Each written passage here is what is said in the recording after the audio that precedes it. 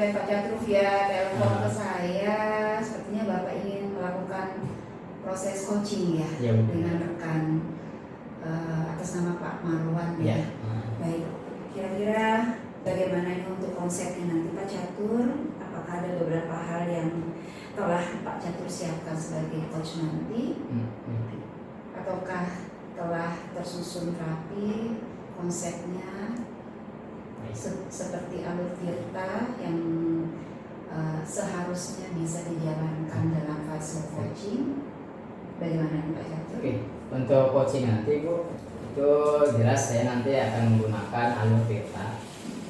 Pertama, saya akan mencoba mengeksplor tujuan dari coaching tadi dalam menyampaikan masalahnya. Kemudian saya akan melanjut ke mengidentifikasi masalah dari yang coaching. Kemudian selanjutnya saya akan coba mengeksplor potensi coaching untuk menyusun rencana aksinya, rencana aksi dari permasalahan yang dipunya. Kemudian setelah itu saya akan coba mengeksplor lagi komitmen atau tujuan atau tanggung jawab yang akan dilaksanakan ke depannya. Jadi sesuai dengan alur tirtanya seperti itu. Baik. Setidaknya harapan saya sebagai supervisor nanti akan hadir di sana untuk melihat dan mengobservasi berjalannya proses coaching ya Pak Catur ya. Dan setidaknya harapan saya kompetensi dari kemampuan seorang coach ada 3 item yang kita harus bisa jalankan, di mana Pak Catur sebagai coach itu dengan kehadiran Pak Catur di dalamnya, kemudian bagaimana bisa secara aktif mendengarkan coaching, kemudian bagaimana pertanyaan itu bisa berbobot untuk bisa tersampaikan nanti agar coaching bisa mengetahui kemampuan kompetensi dia secara individual nanti ya, tanpa campur tangan. Setidaknya kita adalah bentuk kemitraan nanti. Nah, kira-kira nih saya sebagai seorang observer nanti kompetensi apa yang ingin Bapak tingkatkan? Dari 3 kompetensi inti coaching tadi yang Ibu sampaikan, yang present, yang kehadiran penuh, kemudian mendengarkan aktif dan pertanyaan berbobot. Kompetensi yang saya ingin supervisor atau pengamat amati benar-benar di pertanyaan berbobot. Karena saya ingin meningkatkan di situ. Apakah pertanyaan yang saya ajukan nanti itu sudah berbobot dan bisa menggali potensi si coaching. Baik, siap. Setidaknya saya memberikan sedikit masukan, temukan kata kunci berarti ya, bisa ya. Kita akan lihat kemampuan seorang coach nanti untuk memunculkan pertanyaan bobot dengan kata kunci tersebut. Jadi nanti setelah kita observasi, kita akan lakukan pas observasi lagi ya Pak Catur ya. Baik, kira-kira kapan mau jumpa dengan Pak Marwan Tony? Ini rencana setelah jam pelajaran pertama ini, pas jam istirahat nanti jam 9. Baik, ini tentang apa yang kira-kira beliau ingin menyampaikan permasalahan? Kemarin beliau sih ingin membahas tentang strategi pembelajaran di kelas. Baik. Karena bagaimana cara meningkatkan prestasi dan hasil belajar. Jadi mau coba itu diskusi dengan saya, beliaunya, makanya kita jadwalkan nanti jam 9 hari ini. Agak kesulitan mungkin beliau menjalankan pola diferensiasi ya. Iya, kemungkinan juga. Baik, saya akan coba untuk hadir nanti berarti sekitar jam 10 ya Pak ya? Jam 9. Jam 9 Pas istirahat ya Pak ya. Baik, saya akan luangkan waktu untuk melihat dan saya akan mempersiapkan bagaimana konsep penilaiannya nanti sebagai supervisor ya Pak ya. Kita akan melihat karena kompetensi observasi yang ingin Bapak capai itu adalah di pertanyaan berbobot. Kemudian kira-kira tuh indikator apa Pak yang ingin diujikan nanti ke coaching sendiri? Nah ini, jadi indikator ketercapaian coaching saya itu yaitu si coachingnya itu Bu bisa menemukan solusi dari permasalahannya. Jadi saya nanti hanya meng-coaching, istilahnya itu hanya membantu beliau menemukan solusinya sendiri. Jika dalam suatu situasi nanti proses coaching itu berlangsung, ternyata seorang coach memiliki opsi mungkin lebih dari satu kayak Ya. gitu. Kira-kira ada nggak trik-trik nanti yang akan coba Bapak jalankan? Sedangkan kita sebagai kemitraan tidak Ya. boleh memberikan solusi apapun gitu kan. Gitu. Jadi harapan kita seorang coach mendengarkan dengan baik dan coba untuk memberikan titik temu dari dua jalur tadi ya, gitu ya. Kita akan lihat ya kata kunci tadi gitu ya. Siap, Ya. Baik, oke. Baik, saya akan coba luangkan waktu diri saya untuk menjadi supervisor ya Pak Catur ya. Baik Pak. Makasih Bu. Baik. Baik.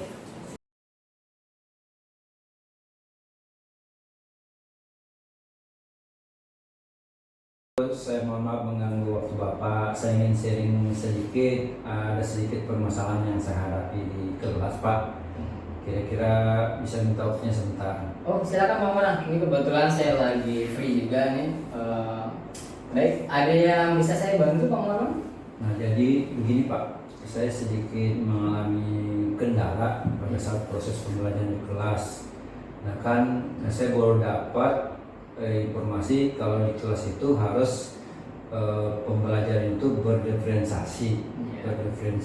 Nah saya bingung Pak, bagaimana cara pembelajaran berdiferensiasi itu. Oke baik Pak Marwan. Sebelumnya saya ingin menanyakan dulu Pak Marwan, yang maaf ya. Tujuan Pak Marwan dalam proses pembelajaran dengan menggunakan diferensiasi itu apa Pak? Nah, menurut pemahaman yang saya pahami Pak, bahwa pembelajaran diferensiasi itu pembelajaran berpihak pada murid, di mana kita harus mengerti dan memahami keinginan murid. Nah, yang saya pahami gitu Pak. Ya. Oke baik. Nah kira-kira menurut Pak Marwan, hambatan atau tantangan apa dalam menerapkan diferensiasi itu ke siswa gitu? Nah, saya masih bingung Pak, bagaimana memilah siswa-siswa tersebut Pak. Diferensiasi siswa, apakah gaya belajarnya bagaimana? Saya masih bingung bagaimana memilah-milah mereka itu Pak. Oh baik. Sebelumnya saya mau nanya Pak, dalam proses pembelajaran Bapak sebelumnya itu menggunakan media belajar apa aja Pak? Selama ini saya kebanyakan menggunakan Pak, PowerPoint. Itu yang saya pakai. PowerPoint ya. Oke, dengan menggunakan PowerPoint itu menurut Pak Marwan apakah bisa mewakili gaya belajar murid-murid Bapak? Setelah saya telusuri Pak, sepertinya tidak Pak. Itu hanya mungkin mewakili gaya belajar visual saja. Yang lainnya saya masih belum paham gimana metodenya. Baik. Kalau Bapak selama ini hanya menggunakan PowerPoint, ya mungkin saya itu pernah juga Pak kemarin sebulan yang lalu menggunakan itu diferensiasi. Jadi saya juga menggunakan PowerPoint kayak Bapak, kemudian saya mencoba menggunakan video Pak, dan juga saya mencoba menggunakan artikel. Jadi pengalaman saya, siswa itu saya suruh milih yang mana lebih nyaman gaya belajarnya, apakah visual, kemudian audio, atau dengan kinestetik gitu. Nah menurut Pak Marwan, di kelas Bapak itu, siswa Bapak itu tipe-tipenya seperti apa ya Pak? Tipe-tipe belajar anaknya, gaya belajar anak? Yang saya pahami, kayaknya gaya belajar mereka itu macam-macam Pak, tidak hanya visual. Ya. Nah, mungkin saya harus memahami lebih dalam gaya belajar mereka masing-masing, gitu Pak. Oke baik. Itu yang pertama Pak ya. Jadi Bapak nanti akan memahami gaya belajar masing-masing. Kemudian setelah Bapak memahami rencana belajar memahami gaya belajar anak itu, rencana apa nanti ke depan Bapak? Mungkin setelah saya memahami cara gaya belajar mereka, saya akan membuat konten yang sesuai dengan gaya belajar mereka. Misalnya Pak, mungkin ada yang PowerPoint, ada juga mungkin yang nanti ada diskusi, dan juga mungkin ada pola-pola bagaimana mendengar yang baik terhadap mereka. Bagus itu Pak. Itu kalau Bapak menggunakan AKB itu sudah memuat diferensiasi Pak, karena sudah bisa membedakan gaya belajar anak. Jadi anak itu akan menerima materi belajar sesuai dengan gaya belajar mereka. Karena nggak semua anak yang kita ketahui Bapak ya bisa menerima pelajaran dengan satu gaya belajar. Ketika kita ngasih gaya Bapak tadi yang PowerPoint itu kan lebih ke visual, karena gambar segala macam. Mungkin ada anak yang bentuknya audio, ada yang bentuknya kinestetik dan sebagainya. Nah, kemudian yang jadi pertanyaan saya berikutnya, langkah-langkah apa nanti yang akan Bapak Marwan lakukan untuk mencoba diferensiasi tadi? Pertama Pak, saya coba akan memilah gaya belajar anak-anak. Setelah itu saya coba akan buat konten sesuai gaya belajar mereka. Yang visual mungkin saya akan buatkan tadi PowerPoint. Yang lain saya akan beri tugas yang akan estetik mungkin sesuai gaya mereka. Terus yang audio mungkin saya akan coba mereka mendengarkan dengan jelas apa yang saya coba sampaikan. Nah setelah itu baru saya coba mengambil penilaian sesuai dengan tingkat kesulitan mereka mengerjakan tugas-tugas nanti di akhir mereka kerjakan. Baik, kalau begitu Bapak tadi sudah menjelaskan rencana dan langkah-langkahnya. Kemudian yang terakhir nih Pak, komitmen atau tanggung jawab ke depannya itu seperti apa Pak terhadap model pembelajaran Bapak tadi? Apakah itu akan dilaksanakan terus-menerus atau seperti apa? Karena ini Pak kan sudah ulangan ini Pak, jadi mungkin untuk minggu-minggu ke depan ini belum memungkinkan kami lakukan. Nanti mungkin tahun ajaran baru saya akan coba dari start awal, mulai awal pembelajaran saya coba akan lakukan setiap pembelajaran, sehingga harapan saya Pak kepada murid-murid mereka itu belajar itu menyenangkan sesuai dengan keinginan mereka, harapan mereka. Nah, sehingga mereka bisa dengan mudah memahami materi yang saya sampaikan, Pak. Bagus tuh Pak Marwan.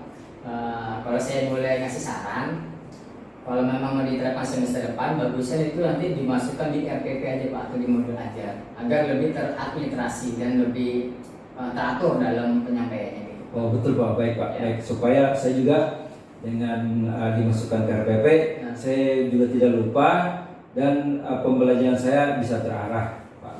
Pak, mudah-mudahan semua berjalan lancar Pak ya sesuai harapan Bapak dan bisa berdampak ke siswa secara hasil belajarnya sesuai dengan harapan kita semua. Mungkin demikian Pak. Baik, terima kasih Pak Marwan ya sudah mau berdiskusi dengan saya. Oke, silakan Pak Marwan kalau misalnya ada lagi kegiatan yang lain ya. Terima kasih Pak sudah memberikan kesempatan kepada saya. Saya jadi terbuka, jadi saya memahami, saya bisa siap action untuk nanti pembelajaran berikutnya. Terima kasih Pak. Ya, saya juga merasa senang Pak Marwan karena Pak Marwan akhirnya bisa menemukan solusinya sendiri dari permasalahan Pak Marwan. Baik, siap Pak ya, semangat. Terima kasih Pak. Ya.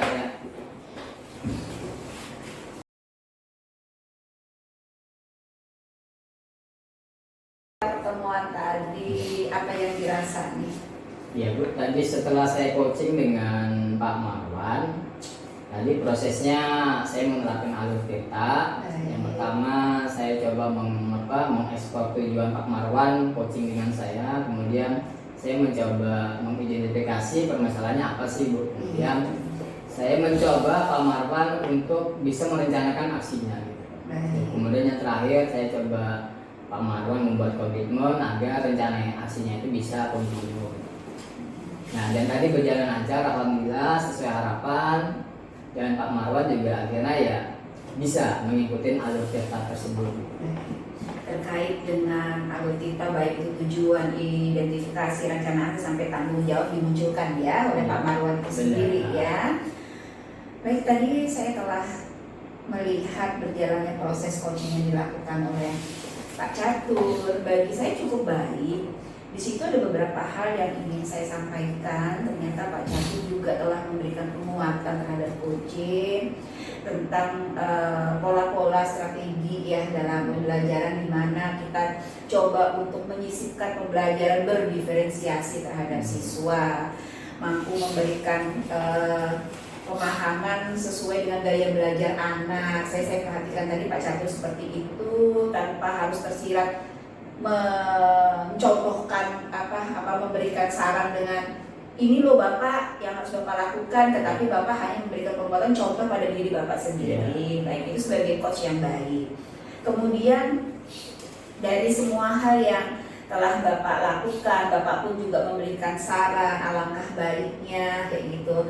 Ternyata coach sendiri pun menyadari bahwa itu juga penting gitu kan untuk diletakkan di RPP ya, untuk RPP tersampaikan atau tersirat tertulis di sana. Dan kira-kira nih dari proses coaching yang telah kita jalankan tadi, indikator apa nih Pak yang ingin coba, kompetensi yang ingin digali untuk berikutnya? Dari kompetensi coaching tadi Bu, kompetensi yang ingin saya kembangkan lebih lanjut agar lebih memperkuat atau memperkaya model coaching saya itu tadi Bu, pertanyaan yang berbobot itu, karena di situ kuncinya kita bagaimana memberi pertanyaan yang berbobot yang bisa menggali coaching. Saya rasa itu harus terus saya kembangkan karena biar ke depan ketika ada proses coaching lagi saya dengan mudah menggali potensi coachingnya. Mungkin itu Bu. Kira-kira dari proses coaching kita tadi gitu, kata kunci yang Bapak dapatkan dari coaching itu apa ya? Kata kuncinya tadi satu memang Bu, coaching tadi Pak Marwan, setelah saya coba dengan alur kita itu bisa menemukan solusinya sendiri Bu. Jadi kita sebagai coach hanya bisa membantu dalam konteks kita menggali pengalaman-pengalaman Pak Marwan atau coach tadi dalam mencoba mencari solusinya sendiri. Nah, dan indikator itu tercapai tadi itu, dan coachnya bisa menemukan solusinya dan bisa merencanakan langkah-langkah aksinya. Ini Kata kuncinya sepertinya gaya belajar ya tadi ya, yang tersirat ya di pola tadi ya, hingga Bapak selalu mengarahkan ke sana sehingga beliau bisa menentukan sepertinya pola strategi pembelajaran, metode yang ingin diterapkan itu dari gaya belajar anak, mau auditorial, kinestetik sampai yang visual tadi ya. Beliau ternyata menyadari pola beragam itu.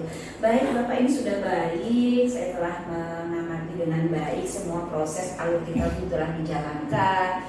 Kemudian kompetensi yang ingin Bapak capai bagi saya ini sudah sangat baik sekali, telah tercapai pertanyaan-pertanyaan berbobot hingga mampu memberikan penguatan kepada coach. Itu merupakan coach yang cukup sebagai seorang mitra sih dengan rekan sejawat. Mungkin inilah yang bisa saya sampaikan ya Pak ya, sebagai seorang pengamat di fase kegiatan coaching yang Bapak lakukan bersama Pak Marwan. Terima kasih Bapak bisa berbagi dan kita sama-sama belajar ya Pak ya untuk menerapkan keilmuan ini. Oke, terima kasih banyak untuk hari ini. Sampai bertemu kembali Pak. Siap Bu, terima kasih. Baik. Kak. Oke.